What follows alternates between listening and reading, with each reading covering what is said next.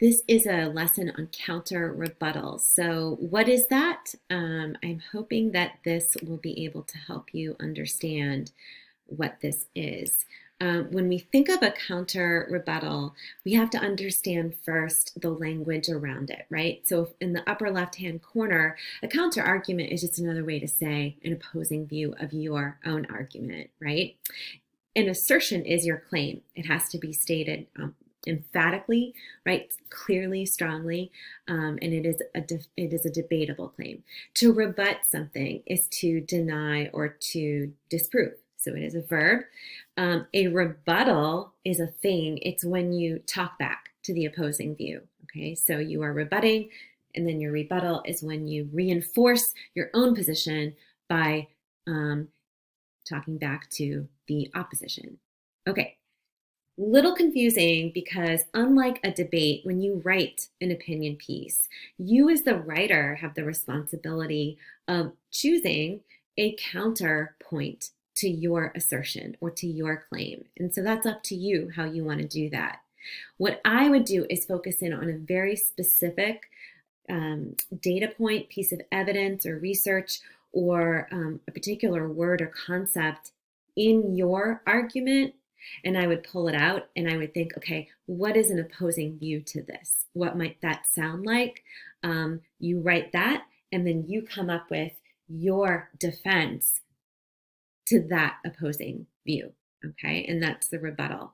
That's the very simple piece of it. I think it gets confusing when we're like, okay, we don't really have an opponent sitting across from us in a conversation, so you have to imagine it. Remember, you're speaking in your op-ed, you are speaking to people who don't believe, they're non-believers, or they don't trust what you're saying. So one way to gain trust with your readers is to acknowledge their viewpoint, but then flip it and come at it with what you find is more relevant, more recent research or evidence, right? Or just you're going to say how you're disproving their claim, the counter argument's claim.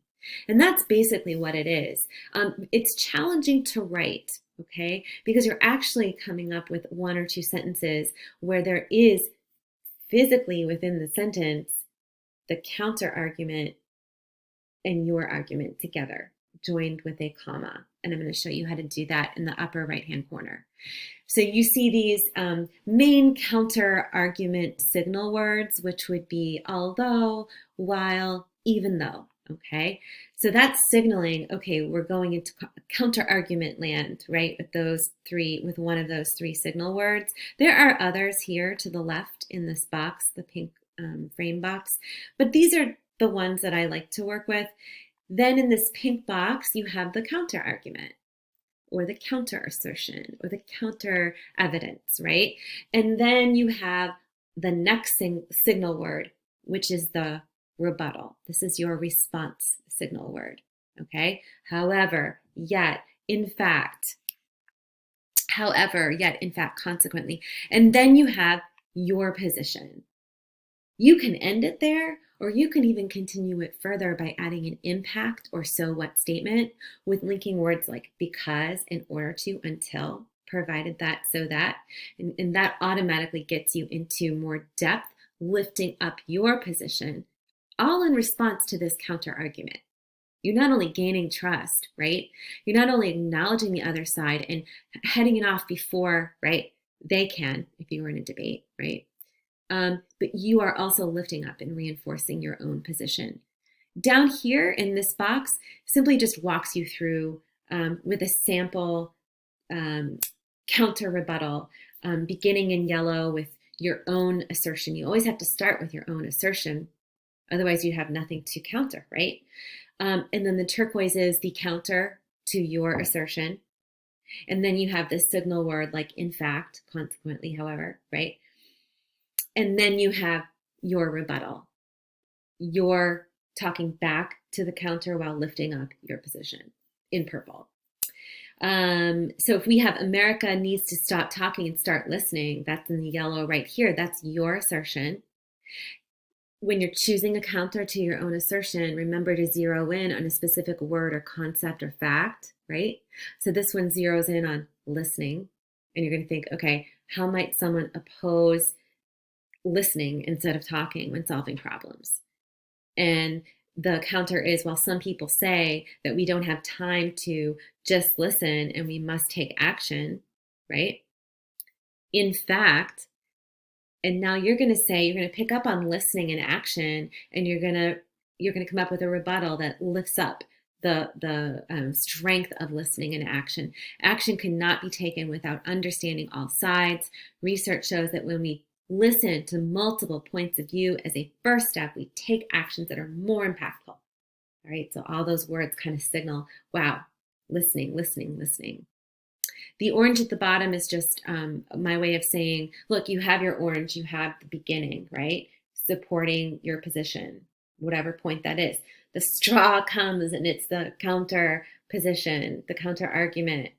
And then your responsibility is to put it all together in this nice cold glass of orange juice, which is the combination, right? You are responding to the counter, and this 2R strategy right here in the left gray box.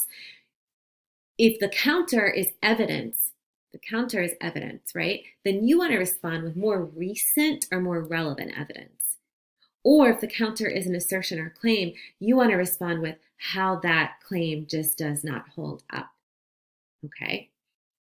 All right. So this is a start. You can also click here and you will get to 2 examples of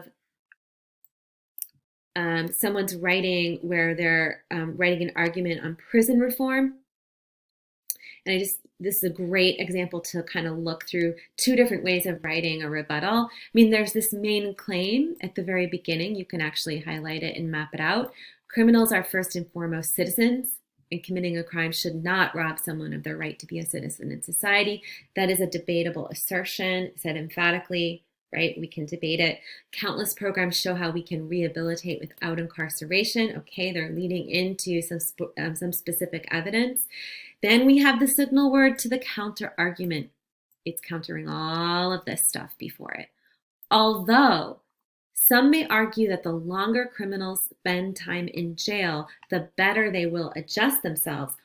All of that is this counter until we get to the first pronoun, the subject, we, right? We have this comma. The comma comes after all of this. It does not come after although. It comes after all of this. We need to reconsider the severity of sentencing and implement rehabilitation programs that put the citizen, not the criminal, first. So focusing in on the concept of rehabilitation and really pulling that out in the counter argument and then responding to how it's a good thing and not a bad thing in the rebuttal. This one's a little different. You have the assertion, you have the although, but then you have a more specific evidence point, data point. And if we read this here, although a study conducted at the University of California shows that 73% of people are more likely to commit a crime after being released from prison, comma, and then the thing, right, the subject, more recent studies prove how people are 80% less likely to commit crimes with the support of rehabilitation programs once released from prison. And then they would just need to cite, of course, they didn't cite. This more recent study shows how we need to reconsider. So they come at it with a different number from a more recent study, or you come at it with more relevant information that is more directly addressing the problem or the issue. Or if they come up with just no numbers, but if your counter argument is just a claim, then you come up with how that claim is not effective, not relevant, right? Not addressing the problem, is a faulty claim. So that in a nutshell is what you're doing with a counter rebuttal. I hope that this helps.